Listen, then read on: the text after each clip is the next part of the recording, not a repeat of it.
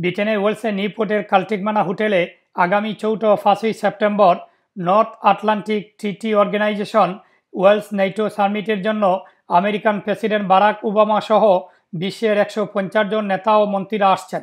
এজন্য গত 2 সপ্তাহ ধরে কার্ডিফ ক্যাসল ও নিউপোর্টে নজিরবিহীন কড়া নিরাপত্তা নেওয়া হয়েছে। বন্ধ করা হয়েছে বিভিন্ন গুরুত্বপূর্ণ সড়ক। সমগ্র ব্রিটেন থেকে 9500 পুলিশ সামিটের সময় সিকিউরিটি দায়িত্ব পালন করবে। Stop the war coalition CND no to war no to NATO ক্যাম্পেইনকারীদের হাজারো লোকের বিক্ষোভ পদচারণায় গত শনিবার নিউপোর্ট শহর মুখরিত হয়ে ওঠে।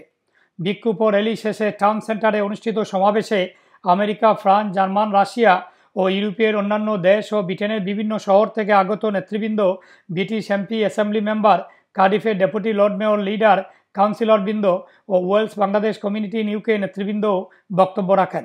বক্তারা আমেরিকান প্রেসিডেন্ট ও ব্রিটিশ প্রধানমন্ত্রীর কঠোর সমালোচনা করে no to NATO, stop nuclear ও গাজা যুদ্ধ বন্ধের জোর দাবি জানান। নিউপোর্ট শহর থেকে মকিস মনসুর, বাংলা টিভি নিউজ।